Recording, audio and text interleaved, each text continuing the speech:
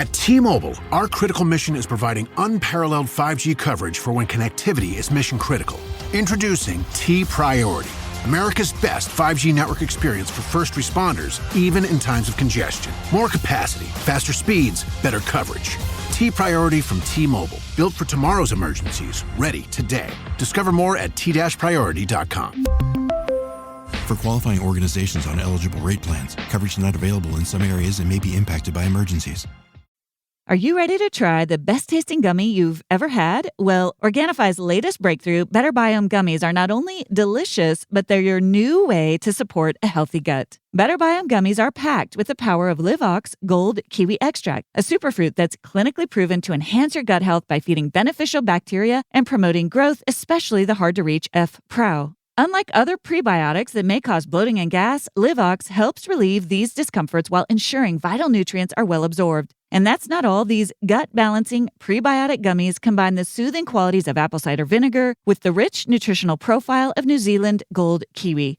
This means improved digestion, reduced bloating, and a restored gut lining, making every gummy a step toward balance. Transform your digestive health today. Head over to www.organifi.com/bestofyou and use code bestofyou for 20% off your entire order.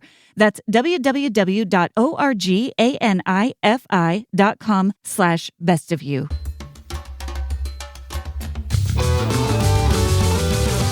Hey everyone, I'm Dr. Alison, and I'm so glad you're here to discover what brings out the best of you. This podcast is all about breaking free from painful patterns, mending the past, and discovering our true selves in God. I can't wait to get started as we learn together how to become the best version of who we are with God's help.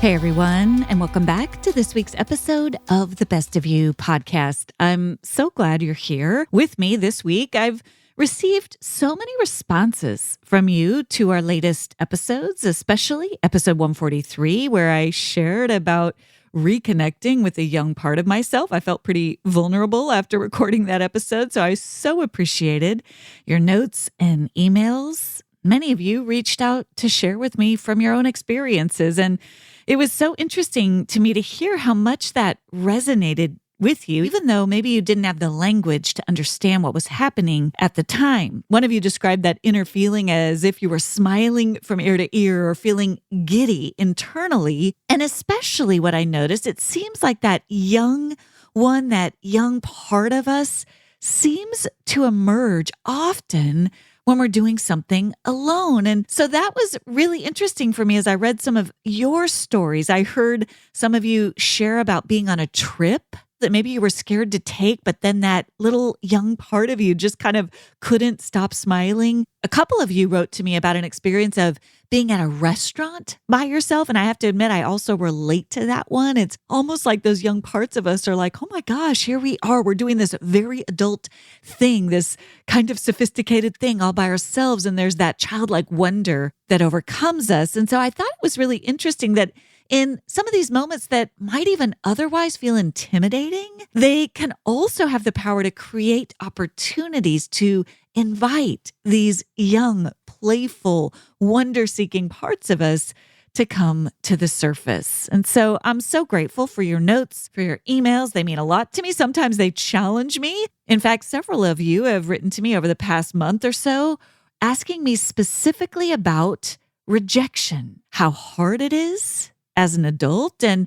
what is its relationship to these younger parts. And so that's exactly what we're going to dive into in this episode today. I have to admit, a part of me kind of winces a little bit. I have a very strong protector that doesn't like to think about rejection. And so, in fact, I had to get curious about that aversion to the topic myself. And sure enough, in this case, that part of me doesn't want me to feel those painful feelings that come from experiences of rejection. But as we all know, it can be so helpful and so informative when we get curious about those feelings and even befriend those feelings because they have powerful lessons to teach us about how to navigate those experiences in our adult lives more successfully. And so I wanted to start out today's episode by sharing one of the stories that kind of emerged for me about my own experience with rejection. And then I'll talk a little bit about the science of rejection, why it hurts so much, and how it can become a conduit for healing and even more confidence and even more courage and even the clarity to step authentically into the lives we actually crave. So here is my story. The truth is, I experienced rejection kind of a lot as a child. And honestly, I think most of us did in one way or another. For me, whether it was not making the sports teams or missing out on the role I wanted in a school play, or just the subtle but stinging pain of not being invited to join a group of girls or to attend a party. And one particularly sharp and poignant memory involves a boy I had a huge crush on in high school. I was not the girl that the boys were drawn to all the way from middle school to high school. And as much as my adult self can look back with relief and say, gosh, I missed out on so much unnecessary drama during those years, at the time, it was really painful. Speaking of rejection, never to be the girl that was chosen, right? To be asked by the object of my affection. And I remember this night so vividly. I had been homesick. I had missed a couple days of school, and this boy that I had a crush on came over to my house. I couldn't believe he had showed up at my doorstep. We were kind of friendly with each other, but it was an unusual occurrence that he rang our doorbell. And then as we sat there and my heart was soaring and I was wondering why he was there, suddenly he began to share with me the real reason he'd stopped by was to confess his feelings for my best friend. He wanted to confide in me and to get my support. Oh, it was heartbreaking. It was also a role I know all too well. So often the one others turn to for support, whether it be boys or female friendships, and rarely the person who was chosen to be the leading lady, right? To be the star, to be the one out in the front. And these early experiences have shaped me in many ways. I wish that they hadn't, but they have. I still can be very sensitive to social dynamics. Sometimes that's why it's hard for me to be on social media. I'm aware of different groups of people, even different cliques, different in-groups that I might not be a part of. I feel it at large women's conferences where I'll feel no matter what I try or no matter what I do, I'll always feel a little bit on the periphery. I've never wanted to blame others for those feelings, but that sensitivity is very real and it lingers. I often think of this part of me as highly sensitive. It's very aware keenly of rejection, even when the other people aren't necessarily doing anything wrong. Sometimes they are being cruel and sometimes they're not. Regardless, I've had to learn how to work with this part of me and how to reframe the messages that this part of me often picks up. It's part of my own ongoing work of healing, of learning to both affirm the feelings of this part of me, as well as to reframe some of the unhelpful, untrue messages and beliefs this part of me has held on to for far too long. Before we get into some of that healing, reframing work, I want to just touch on, why does rejection hurt so much? There are a lot of reasons that I think it hurts. I've already talked about the factor of being highly sensitive people. That's something we've talked a lot about on the podcast. In fact, I probably need to do a whole episode on what that means. I think that many of us who are very empathetic, very aware of other people's feelings, also often have deeply feeling parts of ourselves. So that's one piece of it. But the other piece of it is simply just universal. There's studies in social psychology that tell us the pain of rejection isn't just emotional. It's actually physical. I have a dear friend who is a leading neuropsychologist who actually worked on some of these early studies where scientists discovered that our brains process social pain or the pain of rejection similarly to how it processes physical pain. And what I mean by that, when they do these studies on people who are experiencing rejection or being excluded by a group, the same part of the brain that registers physical pain, as if you were punched, lights up when you experience the pain of rejection. It's almost a literal punch to the gut. And that's how it feels inside of us. There is such a thing as social survival. Being excluded from a group hurts. And so our brains treat social rejection as a serious threat. And so often these wounds go back to those formative years in middle school and high school when we're really shifting our attention to seeking approval and connection and validation from our peer groups. Inevitably, when we experience pain during those seasons, a wound is so often created. These childhood experiences play a big role in how we process rejection as adults. If we felt rejected early in life, so often these moments happen in secret and we dismiss them, or we shame ourselves for them, or we tell ourselves it's my fault that I don't belong here. And parts of us believe that all the way into adulthood. And this is what I began to notice as I began to unpack this as an adult. At one point, several years ago, I was invited to attend a large women's conference, and I just noticed from the first start of it that familiar feeling of, I don't belong.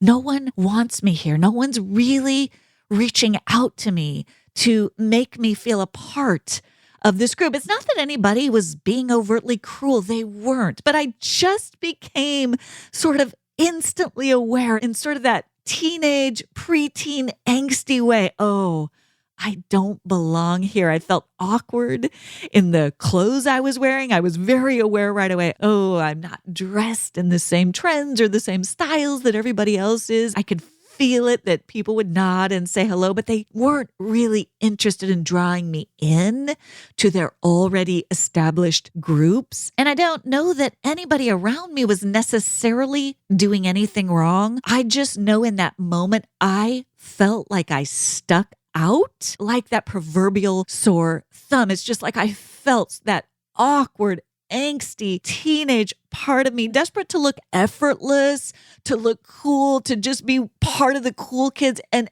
everything in me was just not there, And I just remember finally I did for myself in that moment what I didn't have the courage to do for myself back when I was a teenager. I took myself out of that experience. And in this case, I left the large group and walked all the way back to the back of the stadium where no one could see me. And I sat by myself, and I sat for just that moment with that young 15-year-old part of me and said, dear, sweet girl, you do not have to do this.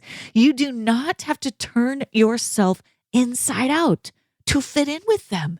You can be here with me. I love who you are. You do not have to do that work to try to fit in with them. And that moment was just so healing, just so freeing. And it was the start of what I learned about reframing some of those old messages. You see, that younger part of me had picked up that belief, this burden that if other people aren't seamlessly inviting me in, there's something wrong with me. And the first step was to get her out of that situation with someone who really loved her for who she was.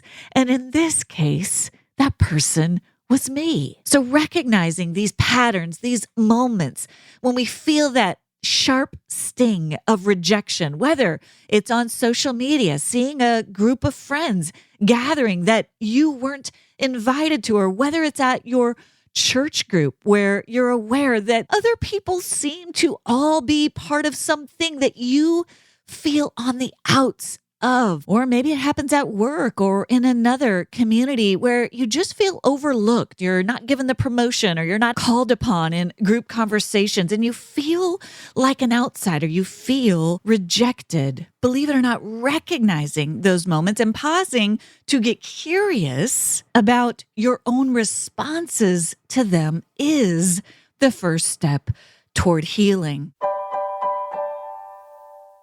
Are you tired of searching for a skincare product that actually delivers on its promises? I've been there. Trying product after product labeled as clean or non-toxic only to find hidden ingredients or zero results. That's why I'm thrilled to share Purity Woods with you. Their mission is simple: to provide the cleanest and most effective healthy aging products on the market. Their products are USDA certified organic, non-GMO, free of artificial additives, parabens, and toxic preservatives, and they're completely cruelty-free. Their age-defying Dream Cream is a game changer. With revolutionary maple leaf extract and over 25 potent ingredients, it helps reduce fine lines, wrinkles, and age spots while supporting collagen and elastin production, all without irritation or drying. Turn back time on the appearance of your skin with Purity Woods Age-Defying Dream Cream. Right now, Purity Woods is offering 17% off site-wide, and we have an exclusive additional 10% discount for our listeners. That's a total savings of 27%. Go to puritywoods.com/bestofyou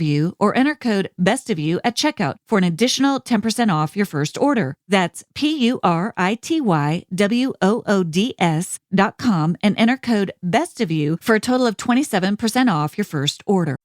In my years of being a therapist, one of the lessons I've learned is that not everybody benefits from a traditional 50-minute hour or even from typical weekly counseling sessions. This is why some people can go to couples counseling for months or even years and never really get anywhere or make any progress. This is why I'm such a believer in the intensive counseling process at Restoring the Soul in Colorado. Restoring the Soul was created by Michael Cusick to help couples or individuals experience deep change in half-day blocks over 1 or 2 weeks. Michael and his extraordinary team of therapists know that sometimes you just can't wait months or years to get to the bottom of an issue or to experience a needed breakthrough. For over 20 years, Restoring the Soul has helped couples and individuals transform their relationships and their lives. So if you're looking to get out of the rut you're in but can't wait months or years, contact Restoring the Soul today at www.restoringthesoul.com and learn how their intensive counseling process can jumpstart your journey or launch you to the place you want to be. And as a special gift just for the Best of You podcast listeners, make sure to visit www.restoringthesoul.com/bestofyou to download their PDF called 5 Ways Unresolved Trauma May Be Derailing Your Relationship.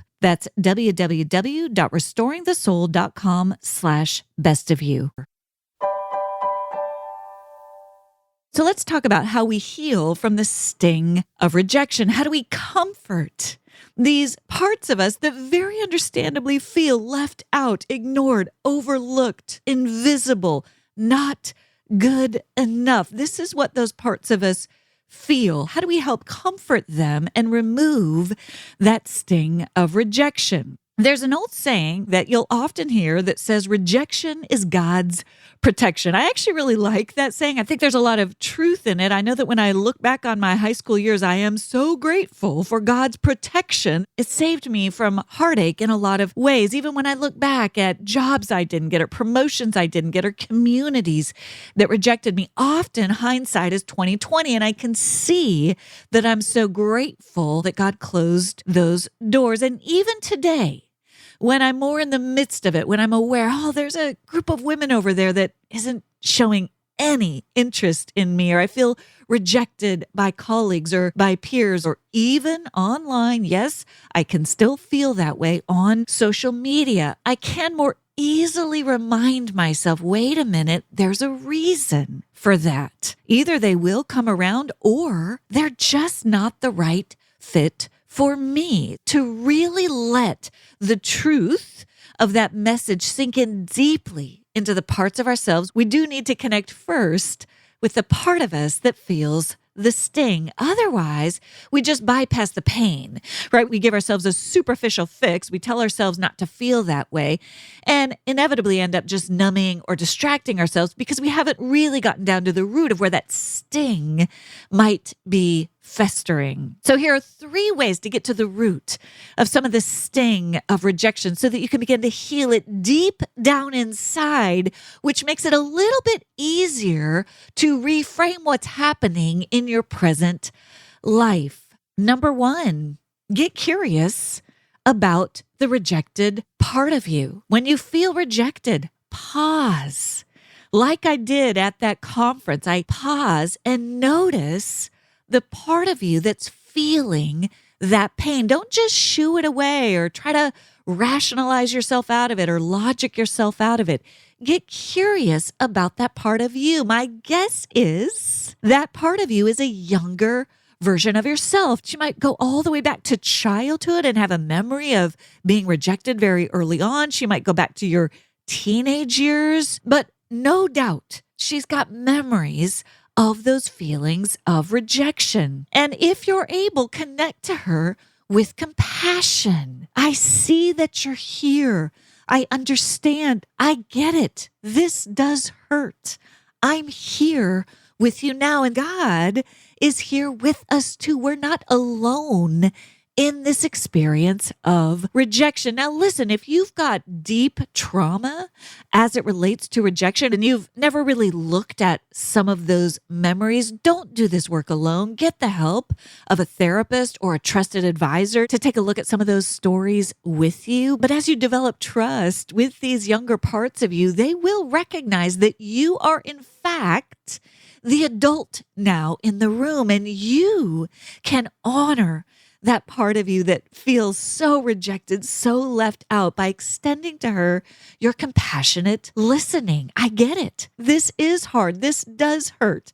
I wish you didn't have to go through this, right? You connect first to the part of yourself feeling rejected with compassion. Second, get curious about what beliefs this part of you carries. What does she think is happening in this situation? And if it's helpful, imagine yourself talking this through with your own child or a niece or a nephew that you love who is feeling rejected, and you're helping walk them through it. Imagine this part of you as a beloved young child and ask her, what sense are you making of this? What do you believe is happening here? For example, in my case, at that large women's conference, this part of me was saying, this always happens to me. I'm never the one who just easily enters into the party. I'm always on the edges. And kind of gave me a parade of images of being in high school and just feeling on the periphery. Never the one necessarily being pushed out cruelly. That wasn't my story, but also never the one really being invited in, just often feeling on the periphery. That was the story that this part of me had. And when I asked her more about what messages did you believe, sure enough,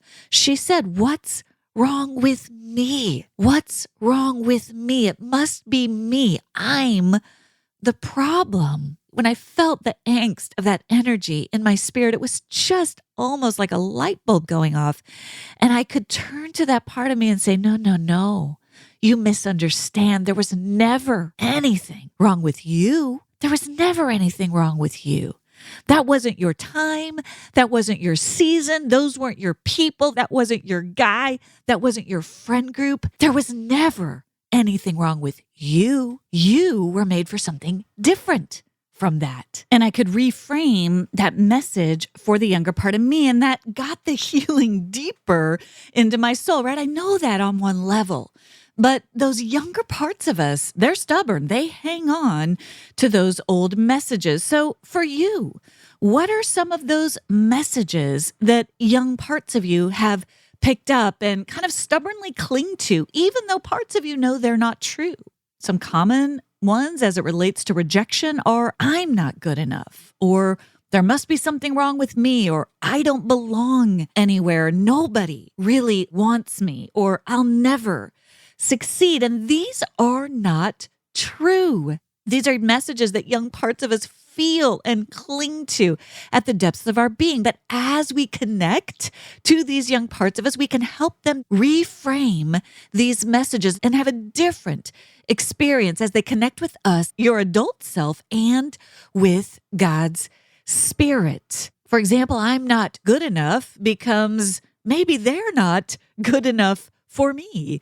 Or there must be something wrong with me becomes this just isn't a good fit for how God made me to be. Or I don't belong anywhere becomes I haven't found my people or my place or my work yet, but I will. God has that for me. Or nobody wants me becomes I'm going to commit to finding those people who do get me, who do see me, who do invite me in. I'll never succeed becomes I may not have found my place yet, but with God's help, I will. Right? And you shift to these more empowering messages, these messages you needed way back then. Imagine a wise parent sitting with you as a child saying, listen, it hurts to be rejected. I'm so sorry it happened, but this is not the end for you. There will be people out there. There will be opportunities for you. You will find places to use your gift. This will happen for you. I'm here with you. And with God's help, I'm going to help you find those opportunities, those places, those people. You are not alone in this. And I can help you find the things that make you thrive, that make you feel alive, that make your heart sing, because that's what makes God's heart sing too. You never got that parenting back then. You never got that reframing of those messages, but you can give those messages to the parts of yourself now. Este episodio es presentado por Honda. Descubra la nueva Honda Passport Trail Sport todoterreno. La Passport más todoterreno que Honda haya imaginado jamás. Esta Passport cuenta con mayor altura al suelo, barras de techo en todas sus versiones y neumáticas especialmente diseñados para cualquier terreno. Además, disfruta todos tus viajes con el control de clima de 3 zonas, techo panorámico y opciones como asientos delanteros con calefacción y ventilación. Conoce más en honda.com/passport. Lowe's knows that free is just better. That's why MyLowe's Rewards is free to join. As a member, you earn points towards MyLowe's money on eligible purchases, get exclusive free gifts, and earn free shipping at Silver Key status, all on top of weekly member-only deals. Don't wait. Join MyLowe's Rewards for free today and start saving more. Lowe's, we help, you save. Loyalty program subject to terms and conditions. Details at lowes.com/terms. Subject to change. And lastly, as you honor the part of you that feels the sting of rejection and you work with some of those old painful messages that parts of you have believed in the past and are tempted to believe in the present, you can now shift your energy toward finding those people, finding those places, finding that work that is meaningful for you, that does accept you, that does embrace you, that does make you feel valuable. It may take some time. It may come quickly, but I promise you that as you put your energy into seeing yourself how God sees you as worthy of love and capable of making deep contributions in this life you've been given, you will find doors that open for you. Looking back, you'll realize that what seemed like insurmountable brick walls of rejection, of no, of feeling on the outside were actually the catalyst propelling you onto a new path, a better path for you, a path leading to a more fulfilling, more satisfying, more deeply authentic experience of yourself, of your relationships, and of your work, and of every aspect of this life. These are the gifts that God wants for you. So often we are so busy looking over at who's not inviting us in, at the places we haven't felt included, that we are missing out on this path over here into green meadows and beautiful pastures, the path God actually has for us. These paths may not look like what parts of us have envisioned, but they will represent the absolute most beautiful life God has for us. The paradox of facing the pain of rejection is that when we do, they present opportunities for us to dive even deeper into our understanding of ourselves, to really clarifying our true desires and our deepest longings. This is where God loves to meet us. I'm reminded of Psalm 34:18.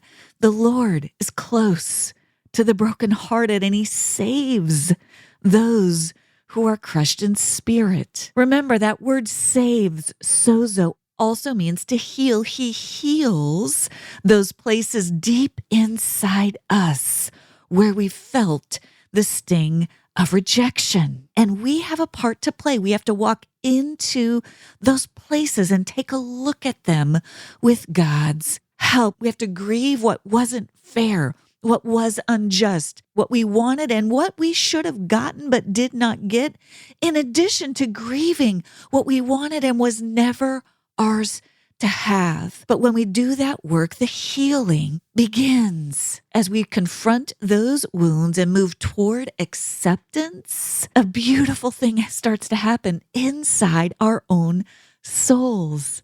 We refuse to reject ourselves. We say, heck no, to those shaming messages that somehow we are the reason for those rejections. We refuse those messages, and instead we affirm deep within our souls, this is a good soul. God, this person you made me to be, this is who I am. God, and this is a good gift. This person you have made me to be, regardless of what anybody else thinks. I want to become more of who you made me to be. I want to delight in this person you made me to be as much as you delight in this person. And you start accepting and embracing and honoring the person God made you to be. You see yourself as the beautiful soul made in God's image that we all, in fact, are, one who is uniquely designed for loving relationships, for purpose, for a crucial role in God's kingdom and in this earthly life. This is what is true. And what's so amazing is that you will start to believe this truth about you. Will other people still reject you at times? Probably. It's gonna happen. In fact, embracing ourselves fully often means acknowledging that everyone else will not choose us, and that's okay.